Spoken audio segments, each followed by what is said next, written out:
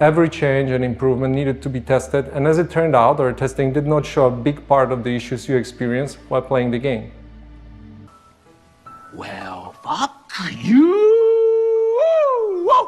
And fuck you! And fuck you, pretty boy! And fuck you all very much!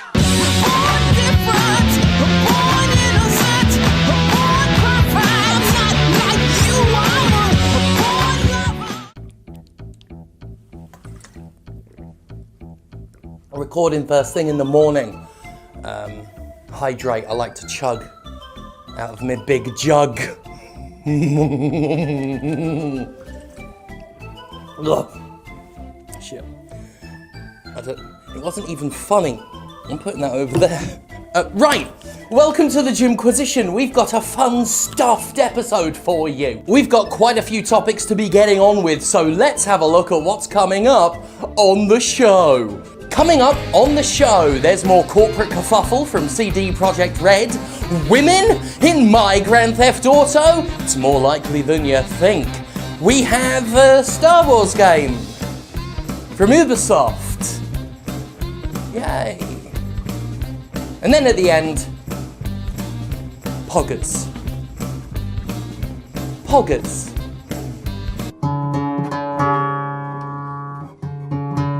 Just when you think there's no class left in the world, in comes CD Projekt Red to remind us there's still hope for all true gamers who game.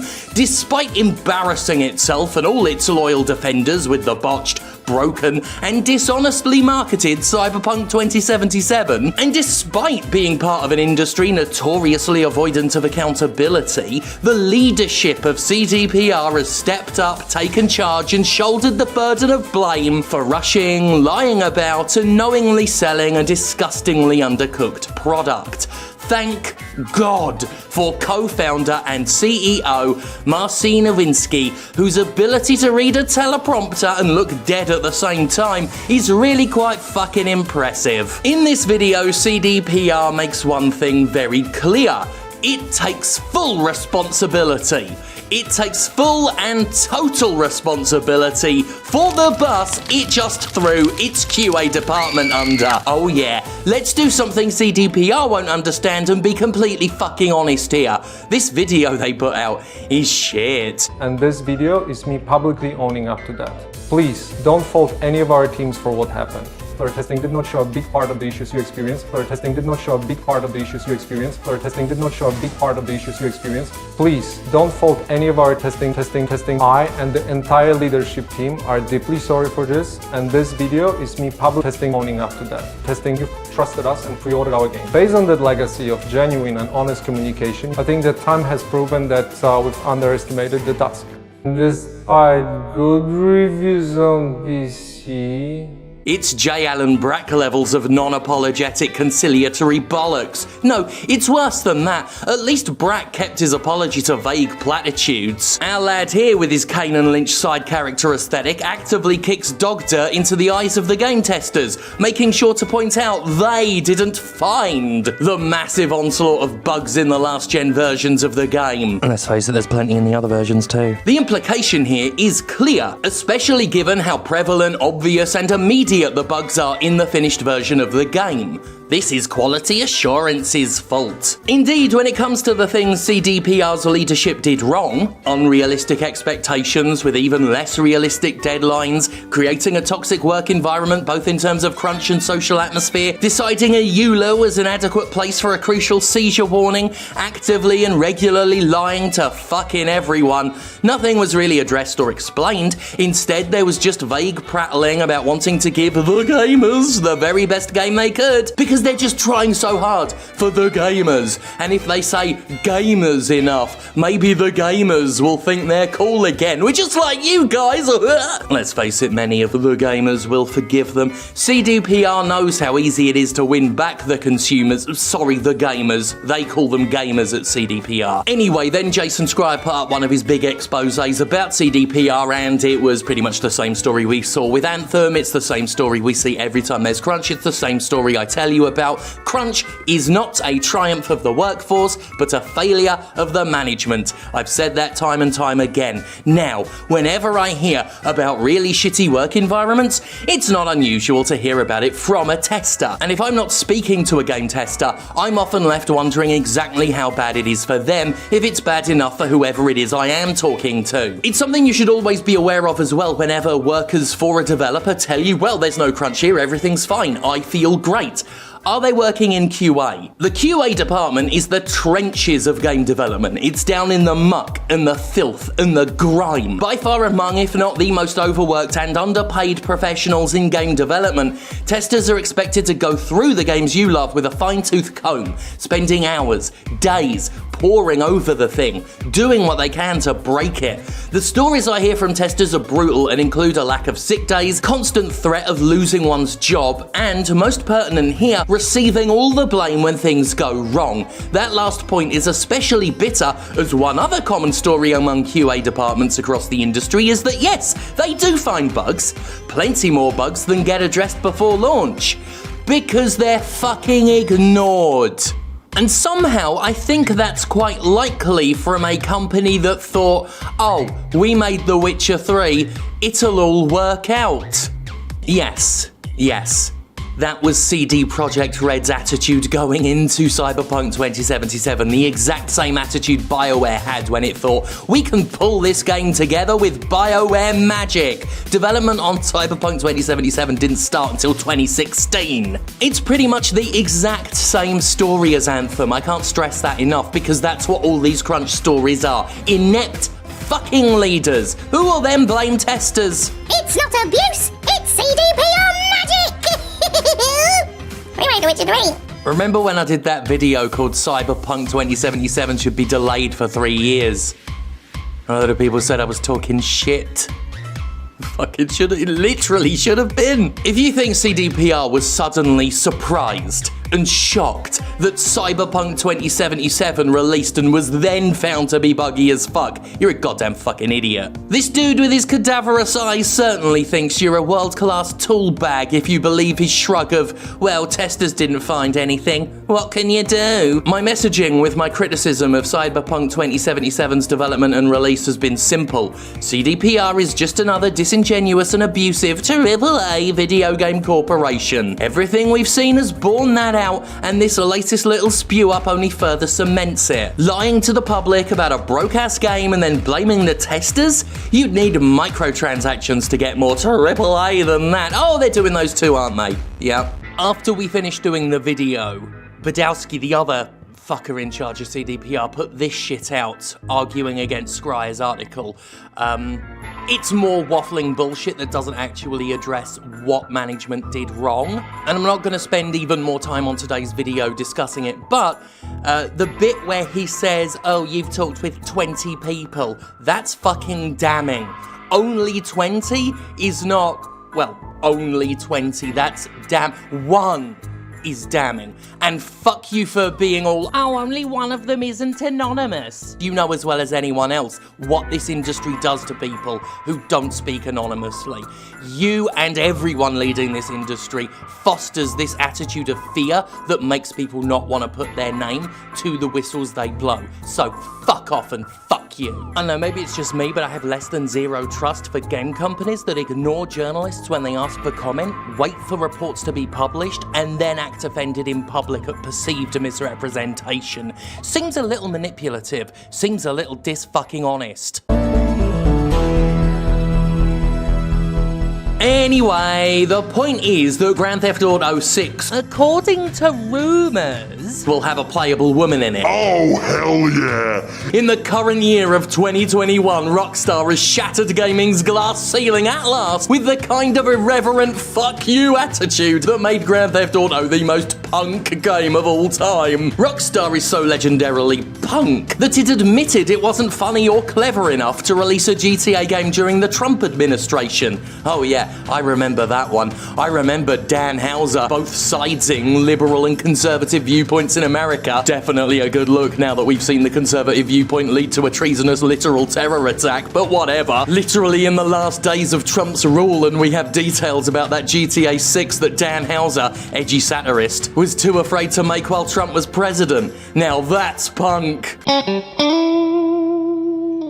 So let's get to the bit you know I'm talking about, the fact that the gamers handled this with all of the maturity of something that is immature. Immediately after the announcement, the gamers were ready to whine and moan and complain like salty little piss babies about it. Like they have every single time this has happened, for as long as I can fucking remember. Hilariously showing their asses by making the same arguments they shit all over SJWs for making. Actual complaints by boys about how they won't be able to identify with the character if they don't play a boy, displaying not one iota of self-awareness as they wander around a world built to cater entirely to them and their wants. One hand on their dicks, the other on a keyboard, typing furiously about women who aren't interested in the thing their other hand's always playing with. This is how I choose to fairly and accurately imagine anyone shitting in their little drawers over the fact you can be a girl in a GTA game. Let's be honest, it's not far off from how I see anyone who has played, looked at, or even thought about a game. I mean, you know you're all scum.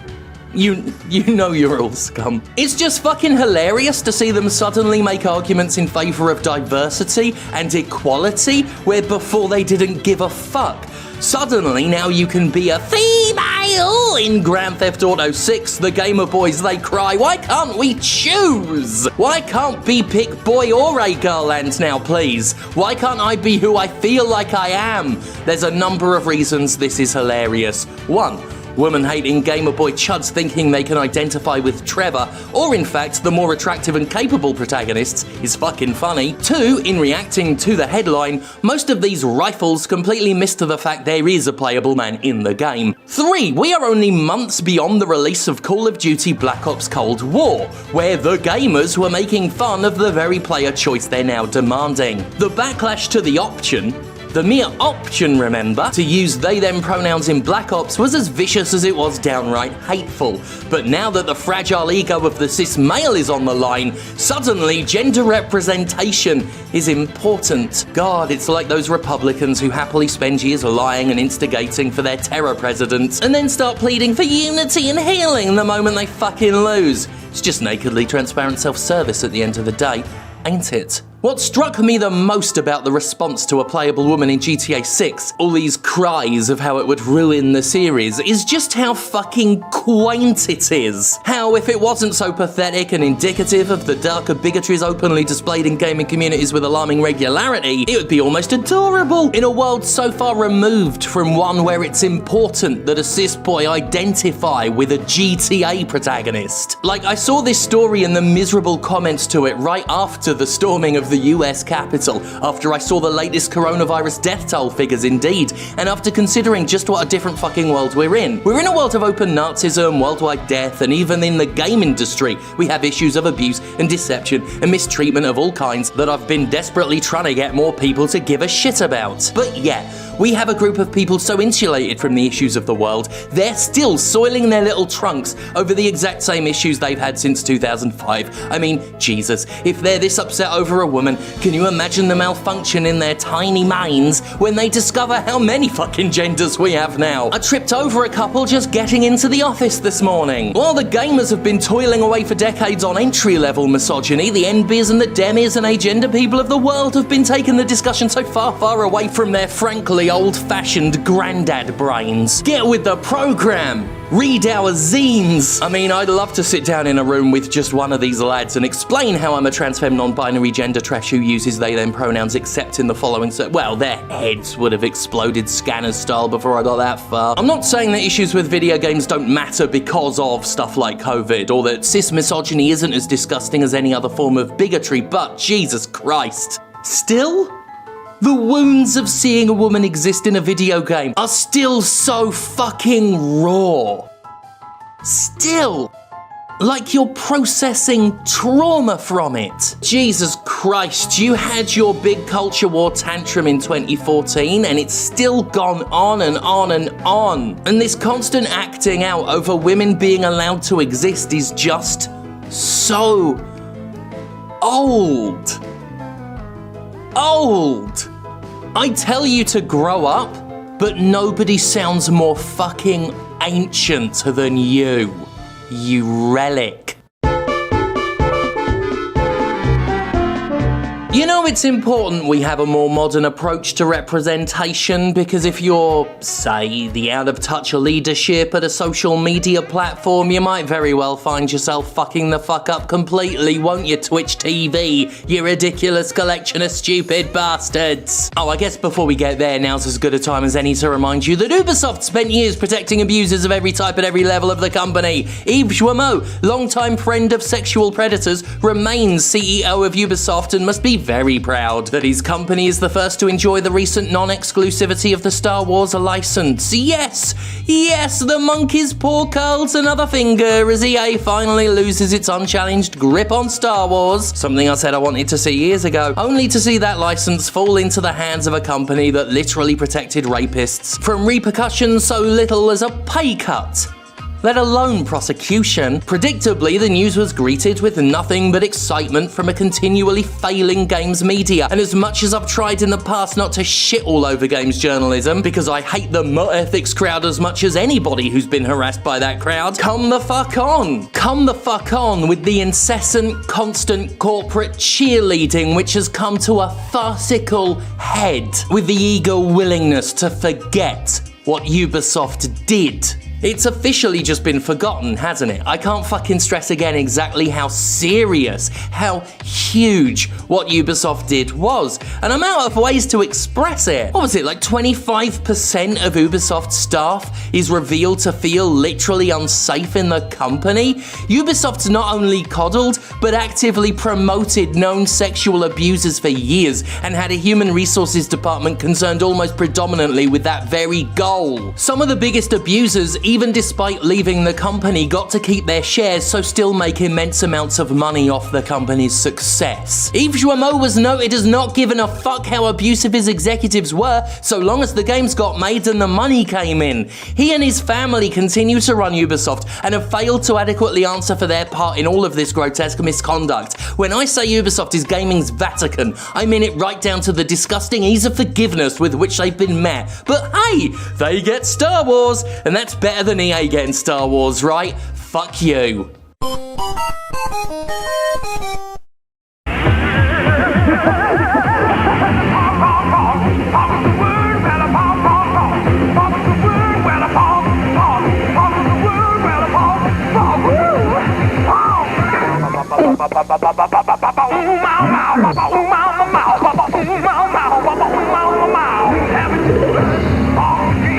Everybody knows it'll drive me insane. Sold separately.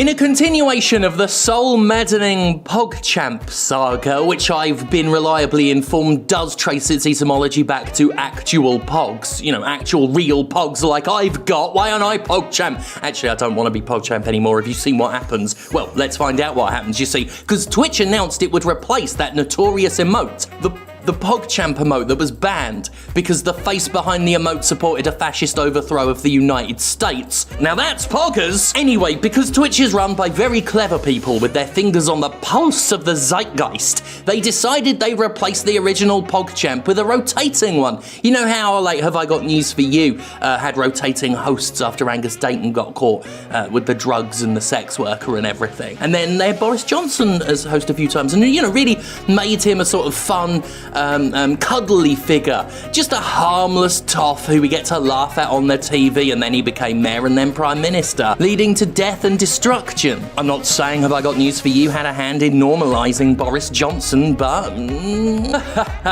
oh, conservatives. They want the poor to die. So yeah, replace the original Pogchamp with a rotating one, giving other content creators the chance to be Pogchamp for set periods of time. Now, anybody who has heard of Twitch, no, anybody who has heard of social media, no, anyone who has heard of the internet can tell you exactly what happened next.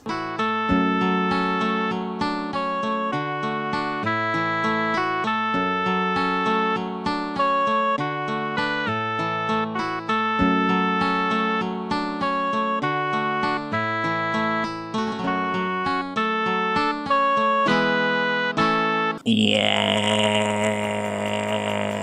Turns out when you've left a community unpoliced and taken over by bigots for years, then you replace a Nazi sympathiser with a queer black content creator and implement zero protections or preparations for hateful retaliation.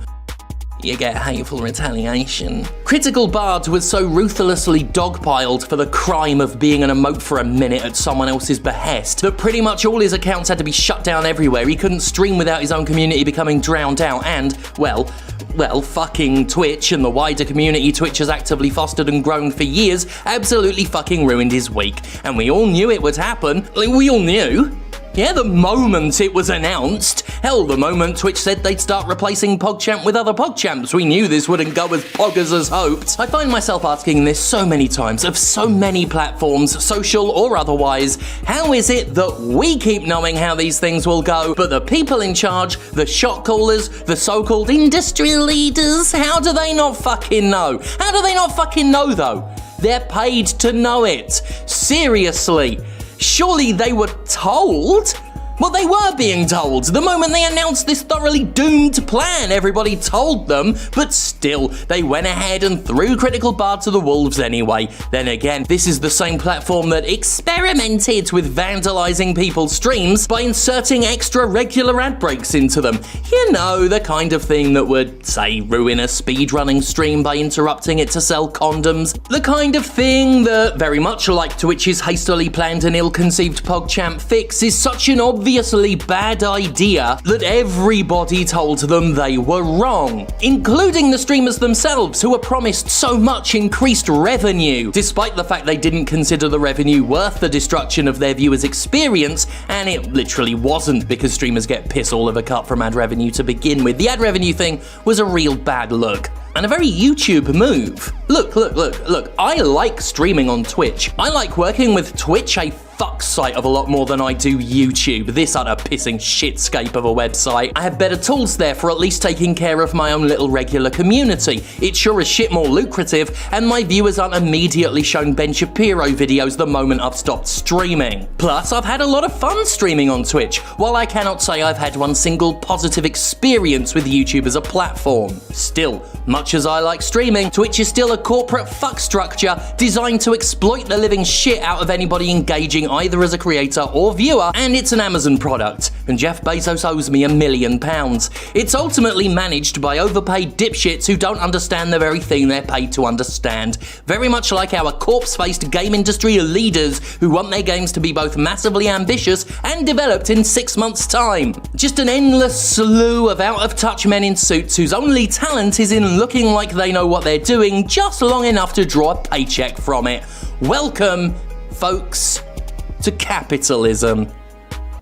Fee you! What a great episode, and what amazing stories. Horrible game industry. It's horrible. It's just shit, innit? Most of it. There's some good stuff, you know. Snake Eater's a good game. You may have noticed, did something a little bit different this week. We did a couple stories instead of like one long 20-minute. A little punchier, can really focus on the meat of the things.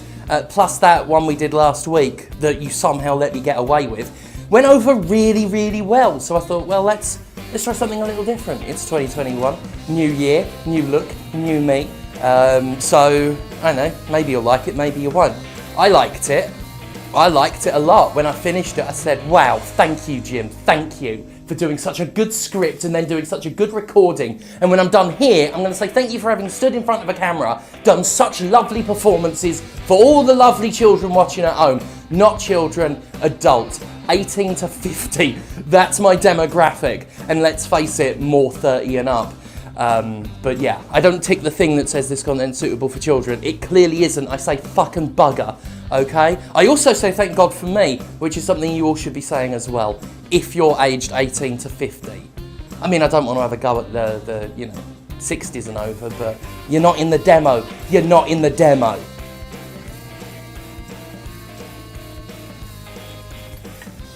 If you are 65, like, let us know. Maybe someone is who's watching. Have you got any pogs?